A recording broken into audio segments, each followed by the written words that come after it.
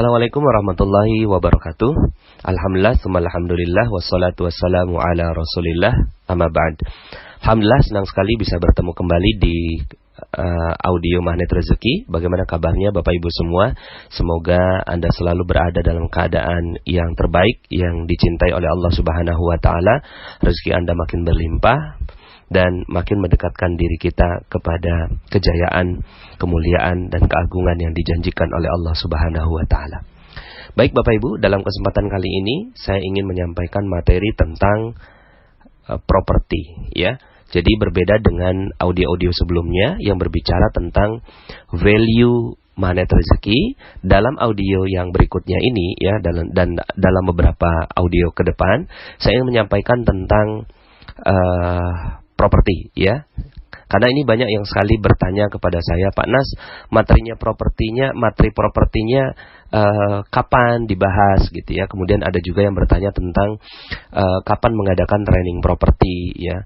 Nah, dahulu memang saya sering mengadakan training properti yang berbayar di hotel gitu ya. Karena memang dilakukan selama 2 hari workshop full gitu ya, 2 harian kita berbicara tentang bagaimana bisnis properti, dan memang itu adalah pengalaman saya, expertise saya di bidang properti. Maka saya menyampaikan materi-materi tersebut dari tahun 2009 ya. Nah, cuma memang makin kesini saya makin senang sekali berbicara tentang Magnet Rezeki. Akhirnya tentang properti saya tidak terlalu banyak saya bahas. Tapi nampaknya audio Magnet Rezeki sudah sangat-sangat banyak saya sampaikan. Walaupun memang itu masih setengahnya Bapak Ibu ya. Masih ada beberapa audio yang saya siapkan lagi.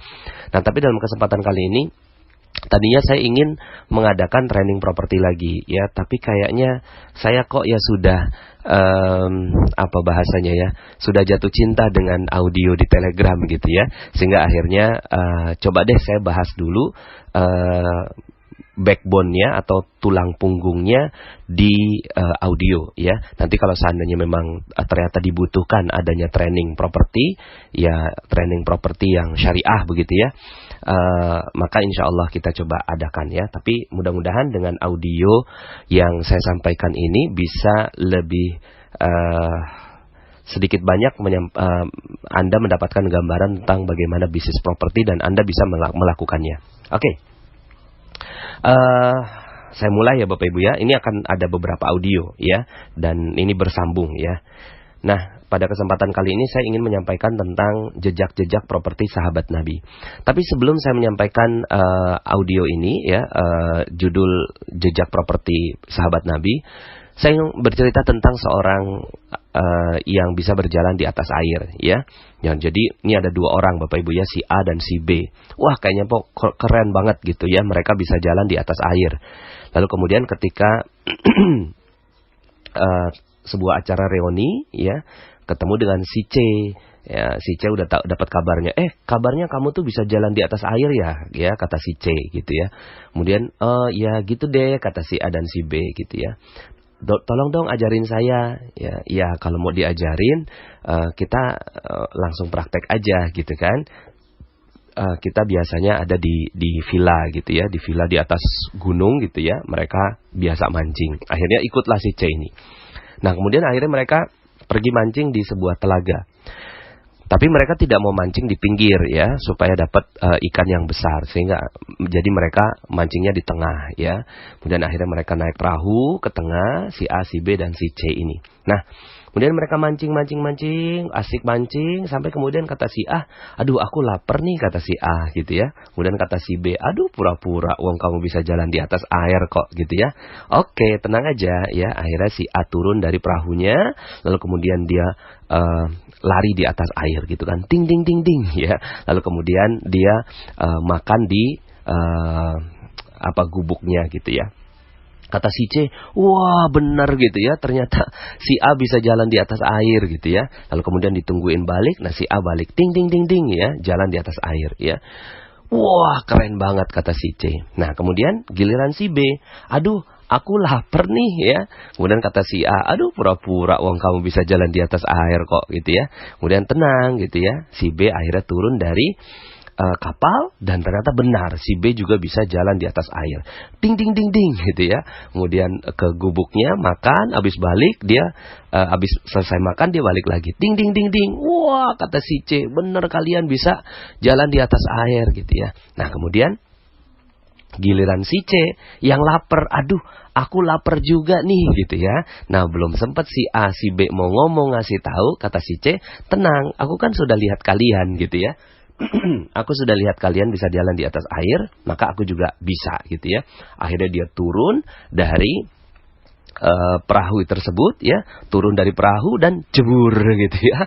Ternyata nggak bisa jalan di atas air, malah tenggelam. Kemudian diselamatkan sama si A dan si B. Lalu kemudian si A menyalahkan si B menyalahkan si A. Kamu yang salah, kamu yang salah, kamu yang salah. Oke lah, kita salah berdua karena kita nggak kasih tahu letak batunya di mana ya. Nah, Bapak Ibu, sahabat Magnet Rezeki, apa yang kita bisa simpulkan dari cerita ini? Jadi ini ada si A dan si B terkenal sebagai orang yang bisa berjalan di atas air. Ternyata mereka tidak jalan di atas air. Mereka jalannya di atas batu, ya.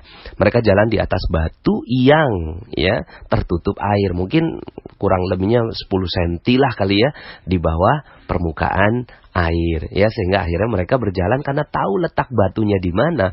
Orang ngelihatnya bahwa si A dan si B ini bisa berjalan di atas air. Padahal mereka tidak jalan di atas air, mereka jalannya di atas batu. Tapi batunya nggak kelihatan, ya.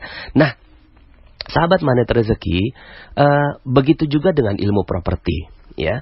Begitu juga dengan ilmu properti. Banyak orang yang kagum gitu ya sama para pebisnis properti ini ya. Wow, luar biasa, baru aja dia launching apartemen A gitu ya. Kemudian dia iklan lagi gitu ya. Setiap hari Sabtu, hari Ahad itu kan selalu kadang-kadang ada tuh ya iklan-iklan mereka begitu ya. Wah, baru aja mereka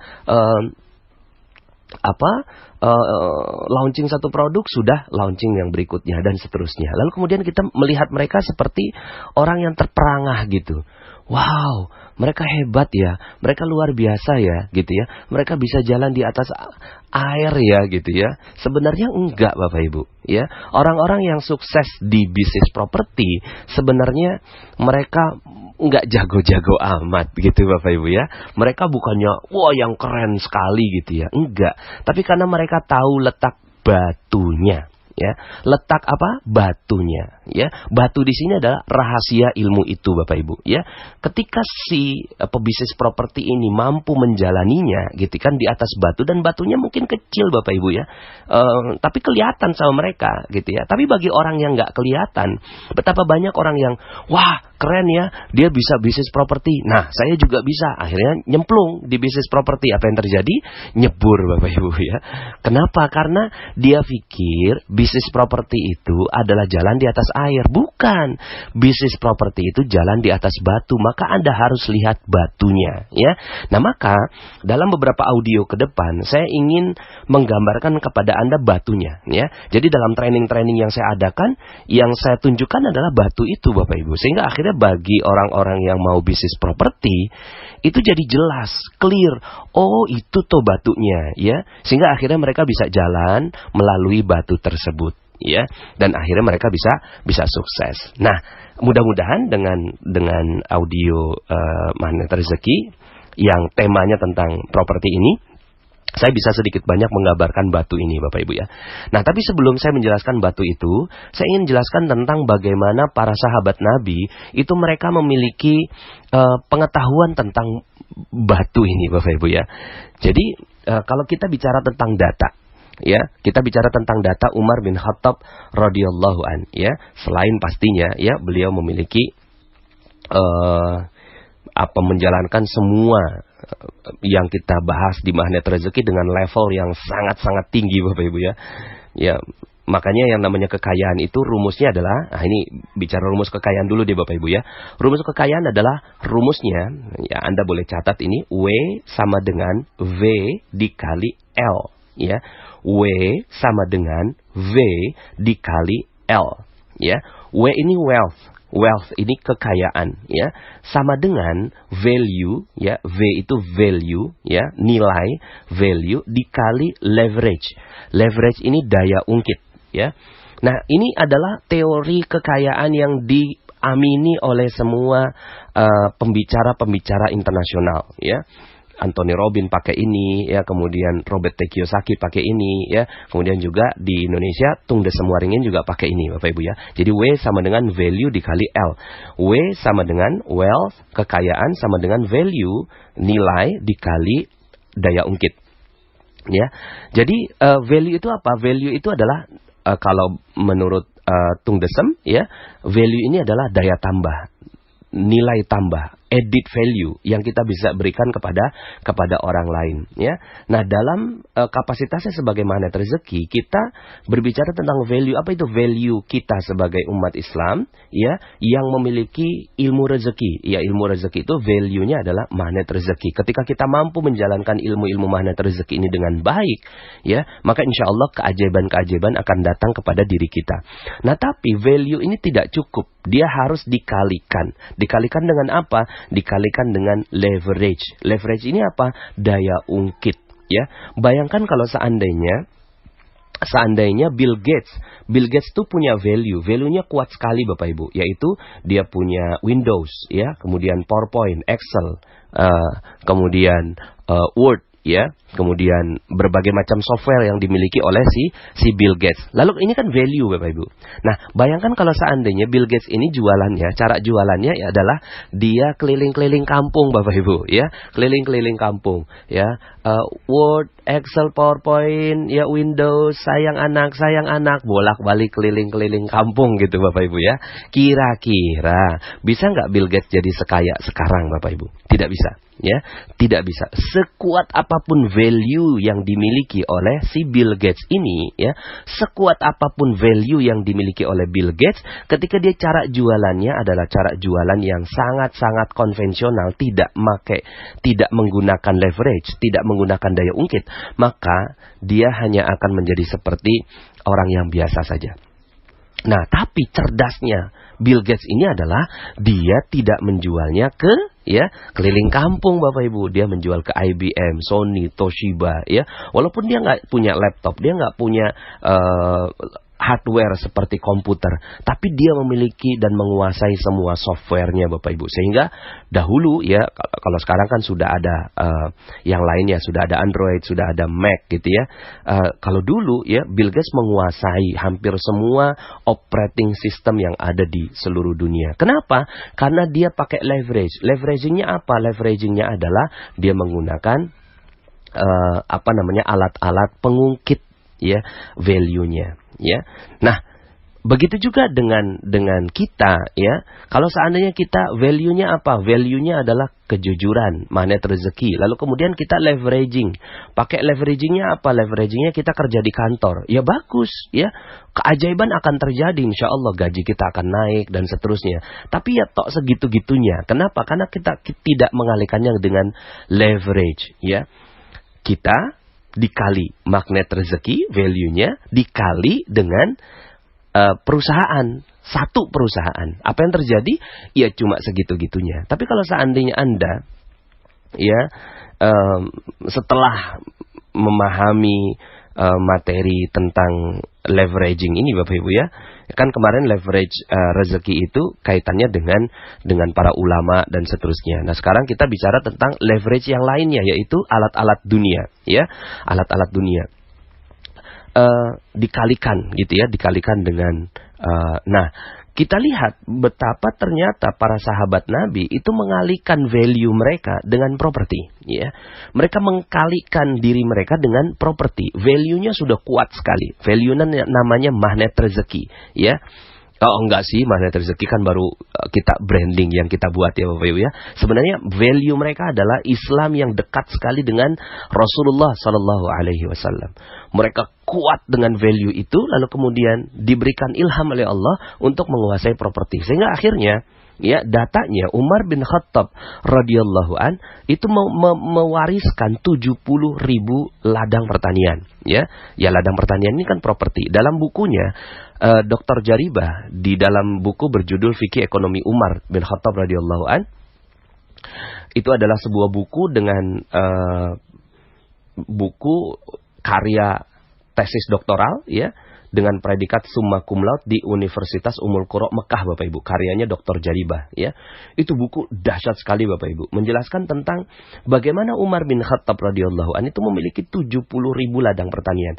Di buku itu juga disampaikan tentang bagaimana setiap pertaniannya menghasilkan. Nah, saya coba hitung-hitung rata-ratanya, Bapak Ibu, ya. Wah, kalau kayak gini cash flow-nya Umar bin Khattab radhiyallahu an itu 233 miliar per bulan, Bapak Ibu. Anda bisa bayangkan nggak, Bapak Ibu? Ya. Betapa Umar bin Khattab ini memiliki kekayaan 233 miliar per bulan. Ya, terus menerus, ya, sudah jadi magnet rezeki yang luar biasa, gitu ya.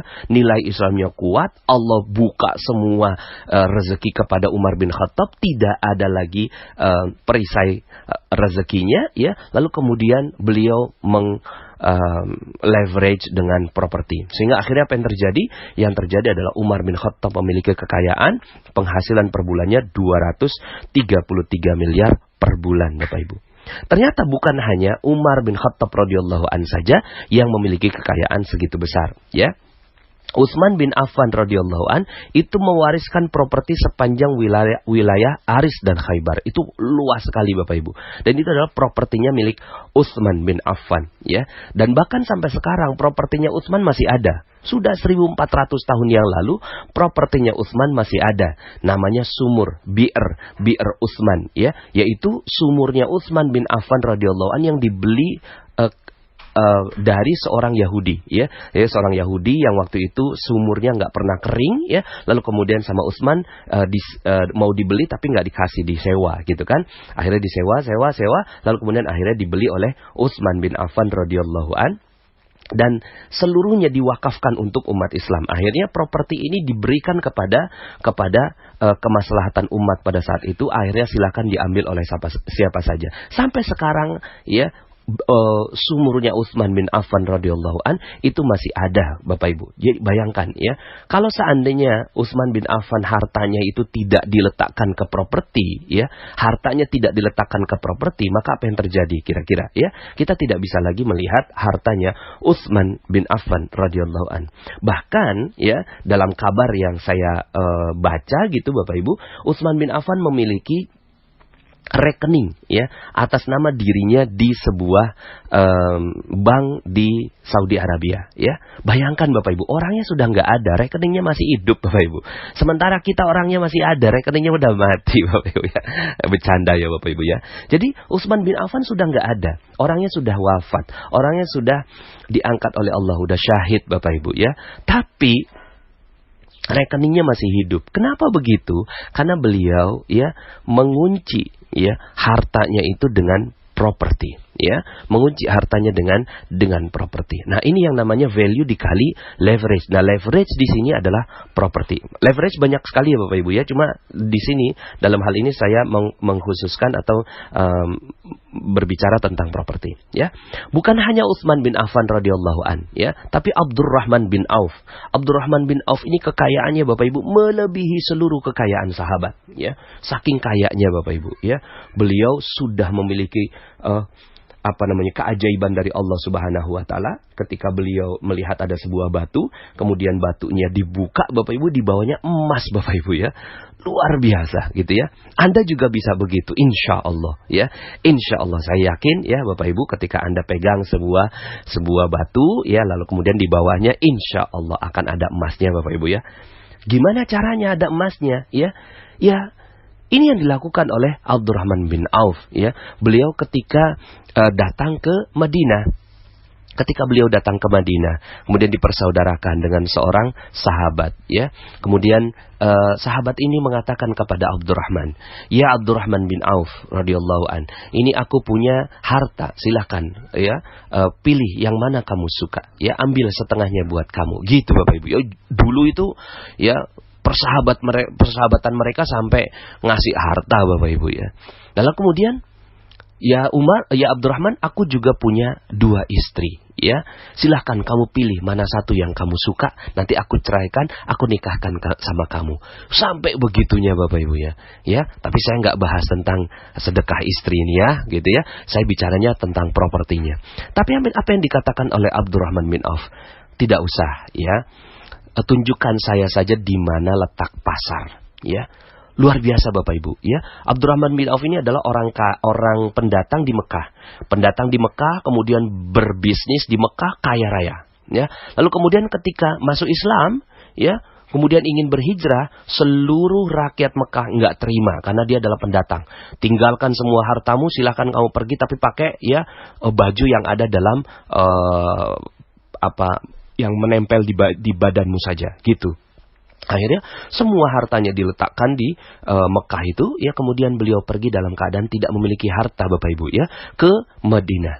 Nah, ketika di Madinah ya, ingin dikasihin harta sama sahabat yang dipersaudarakan, sahabat Ansor ini, dia nggak mau Bapak Ibu.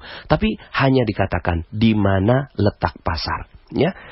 Ini menunjukkan bahwa kekayaan terbesar itu bukan harta, tapi mindset, Bapak Ibu ya.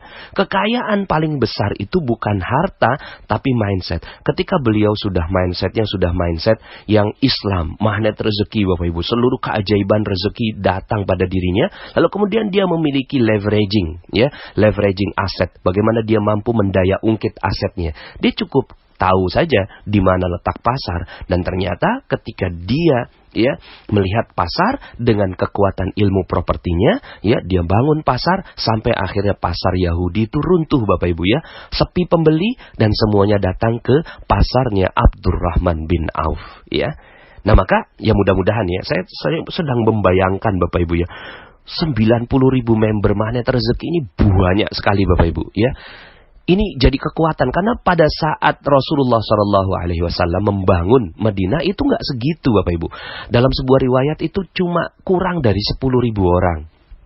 Ya, kurang dari 10.000 orang, lalu kemudian berkembang menjadi 124.000 yang masuk Islam ya pada saat itu. Lah sekarang ini member magnet rezeki 90.000, yang 124.000 di zaman Nabi itu bisa menguasai seluruh dunia. Kayaknya insya Allah ya magnet rezeki ini membernya insya Allah akan jadi kaya raya semua. Amin, amin ya rabbal alamin ya. Nah kalau seandainya kita mampu mengorganisir kekuatan yang besar ini, kayaknya akan menjadi sesuatu. Nah Abdurrahman bin Auf melihat itu Bapak Ibu, melihat kekuatan para sahabat Nabi dan kecintaannya kepada Rasulullah SAW, berhimpun semua orang yang saleh, udah nggak punya perisai rezekinya, lalu kemudian dibuat pasar oleh Abdurrahman bin Auf. Beliau menguasai propertinya sampai kemudian akhirnya ya seluruh properti-properti itu dikuasai oleh Abdurrahman bin Auf dengan cara yang halal, legal dan direstui oleh Rasulullah SAW. Sampai kemudian akhirnya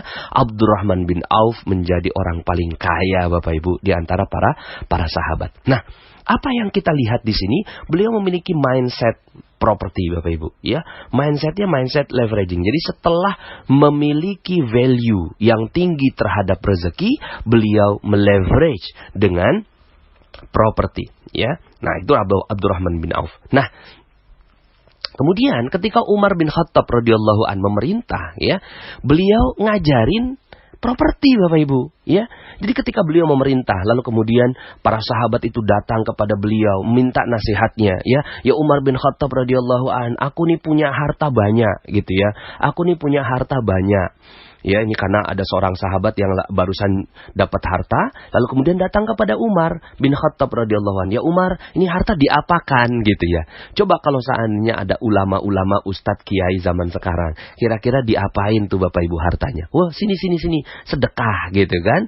Sedekah semuanya gitu kan, insya Allah dilipat gandakan. Ternyata enggak Bapak Ibu.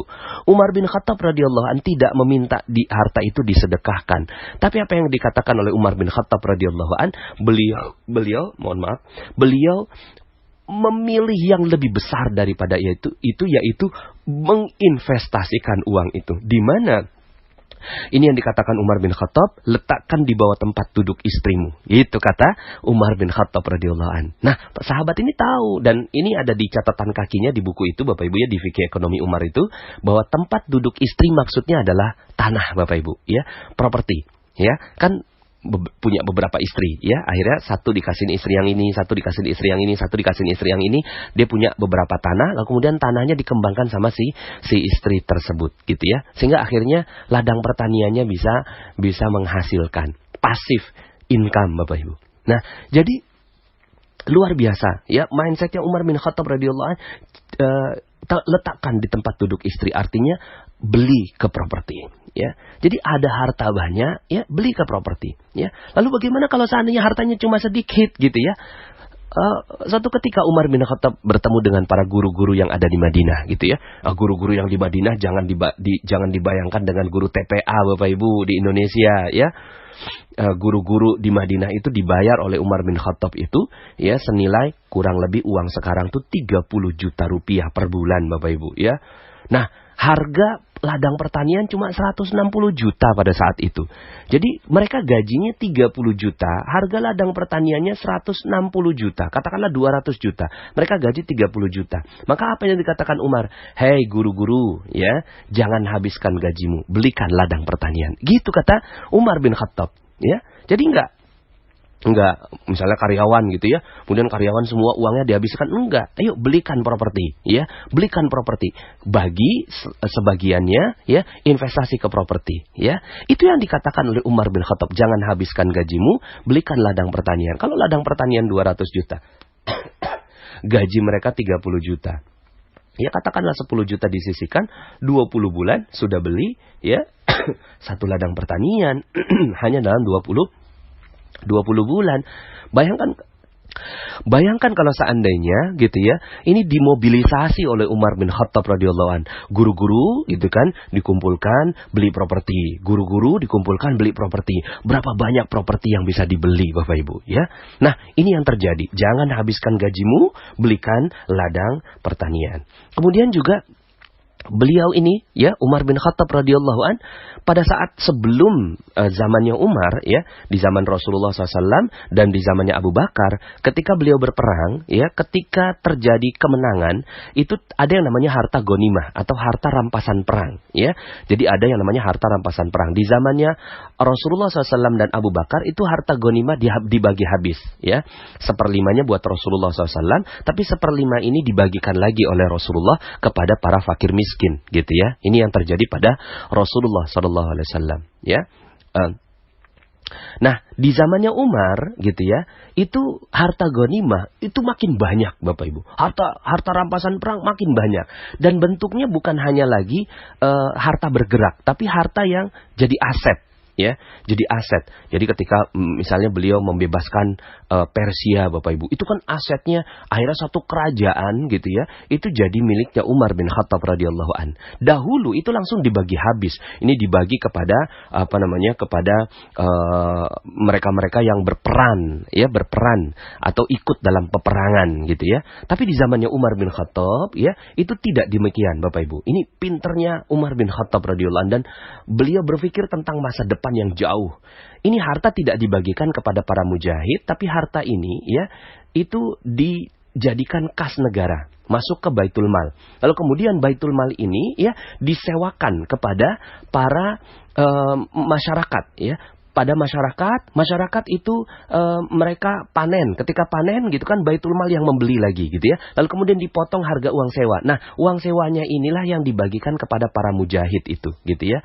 Subhanallah, ya, Umar bin Khattab mengelola yang namanya properti, sehingga akhirnya ini para mujahid bisa fokus untuk menyebarkan nilai-nilai Islam ke seluruh dunia, ya. Kenapa? Karena mereka sudah tidak lagi berfokus pada hartanya, ya, pada harta rampasannya, ya. Itu diatur oleh Umar bin Khattab, keluarganya dijamin gitu ya, dan sampai akhirnya kemakmuran terjadi, Bapak Ibu. Dan di zamannya Umar bin Khattab itu beliau menetapkan 2 aturan yang sangat-sangat umum, ya. Bukan sangat umum, ya, sangat biasa tapi sangat dahsyat, Bapak Ibu. 2 aja, ya. 1, tidak boleh ada uang yang tidak boleh ada uang yang disimpan. 1. Jadi uang tidak boleh disimpan. 2, tidak boleh ada tanah yang nganggur, ya.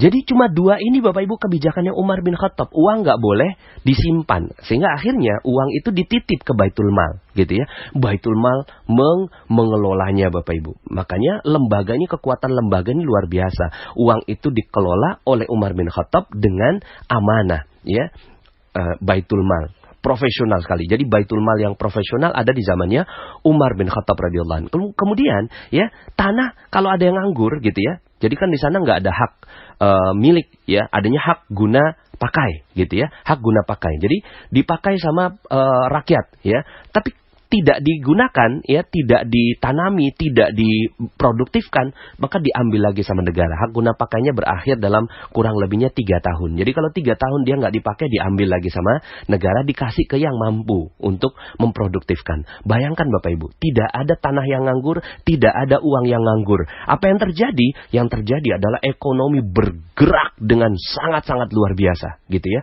Sudahlah Allah berikan keberkahan, mereka tidak punya lagi perisai rezeki ya. Mereka sangat menjalankan nilai-nilai magnet rezeki yang kita pelajari ya. Lalu kemudian digerakkan dengan yang namanya leveraging aset berupa properti dan harta ya. Nah, akhirnya ya memang tidak ada satupun orang miskin pada saat itu ya. 100% orang kaya Bapak Ibu. Nah, kemudian juga Umar bin Khattab ini ada satu sejarahnya juga gitu ya, bahwa beliau ini mengatur Bapak Ibu ya. Beliau mengatur pembukaan kafling Bapak Ibu ya. Jadi beliau mengatur nih, misalnya nih ada satu daerah gitu ya, lalu kemudian mau dibuatkan kaflingnya gitu ya. Nah, para sahabat ayo tinggal di sini gitu ya. Jadi kafling. Nah, kemudian kafling-kafling itu dibagi oleh Umar bin Khattab radhiyallahu an, lalu kemudian itu diatur sama Umar ya. Ini dalam di buku tersebut ya, halaman 512 itu Umar mengatur luas lahan pada setiap pembukaan lahan ya. 3,5 meter itu untuk jalan paling kecil ya, jalan protokol 20 meter, jalan raya 15 meter, jalan masuk 10 meter Bapak Ibu ya. Itu diatur sekali sama Umar bin Khattab radhiyallahu an. Artinya Umar bin Khattab ini developer Bapak Ibu ya. Developer, beliau tahu ini wilayah diatur gitu kan, dibikin arsiteknya, lalu kemudian ya silakan para sahabat tinggal di kafling-kafling ini, tapi ya jangan sampai kumuh. Ya, ini yang terjadi Bapak Ibu ya. Sehingga akhirnya kalau kita bicara tentang datanya, jejak-jejak para sahabat Nabi ini, ternyata mereka memang meleverage ya magnet rezeki mereka, meleverage keberkahan rezeki mereka dengan properti ya. Nah, sekarang yuk sama-sama kita lihat gitu ya, bagaimana dunia properti kita di Indonesia ya. Penduduk Indonesia ini mayoritasnya Bapak Ibu, mayoritasnya kan ya bismillah umat Islam ya, tanpa mengecilkan umat yang lainnya, semua manusia. Cuma bicara tentang agama, lakum dinukum waliyadin ya. Bagimu agamamu, bagiku agamaku. Nah, sekarang saya akan bicara tentang bagaimana umat Islam ini gitu ya. Nah, mestinya gitu kan, aset properti yang besar ini ya, yang dititipkan, yang diwariskan oleh Allah Subhanahu wa taala ini dari para founding fathers kita, dari para ulama-ulama kita, dari para pejuang-pejuang kita berupa Indonesia ini, mestinya kita jaga. Tapi apa yang terjadi ya? Properti-properti ini beralih Bapak Ibu. Ya mohon maaf di Indonesia, di Jakarta Bapak Ibu ya, karena saya lahir di Jakarta tapi sekarang ini minggir ke Depok Bapak Ibu ya. Karena nggak kuat lagi beli tanah di Jakarta, udah terlalu tinggi Bapak Ibu. Apa yang terjadi? Kenapa? Ya kita nggak mampu mengelola Bapak Ibu ya.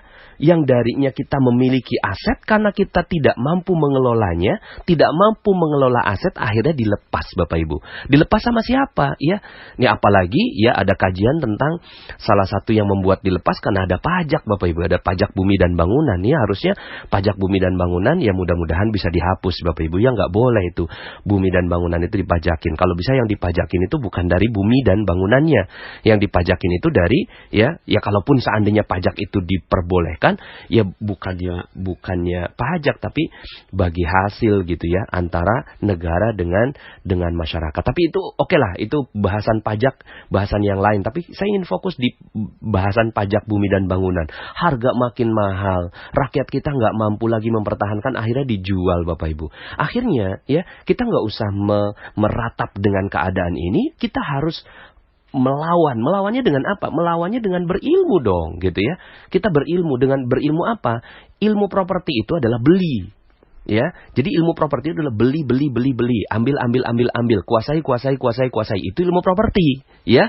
Nah, orang yang tidak menguasai ilmu properti apa? Jual properti yang tadinya punya 1 hektar dijual, ya. Kemudian akhirnya tinggal punya 100 meter. Lah ini yang namanya ya orang yang fakir ilmu properti, ya.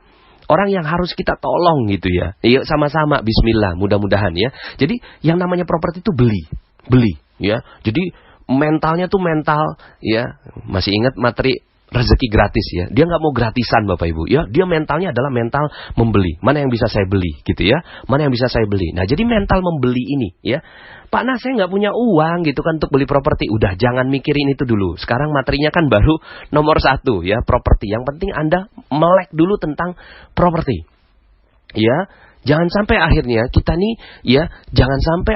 nih menjual properti yang sudah dititipkan oleh orang tua kita. Akhirnya properti ini dijual lagi. Jangan, ya. Properti ini harusnya dikuasai, dimiliki bersama, dikembangkan, diproduktifkan sehingga akhirnya properti ini menjadi milik, ya, kita sampai kapanpun, gitu ya.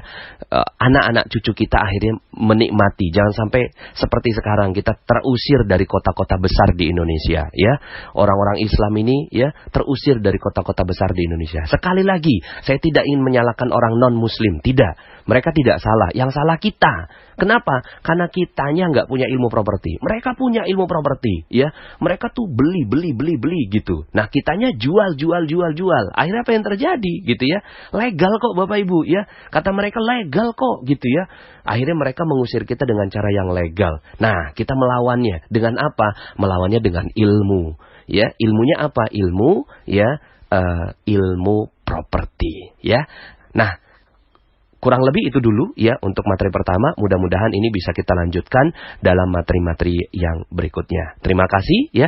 Mudah-mudahan Allah Subhanahu wa taala memberikan keberkahan terhadap harta-harta kita sehingga harta kita ini jadi harta yang halal, bersih gitu ya. Lalu kemudian menjadi harta yang bisa menghantarkan kita ke surga.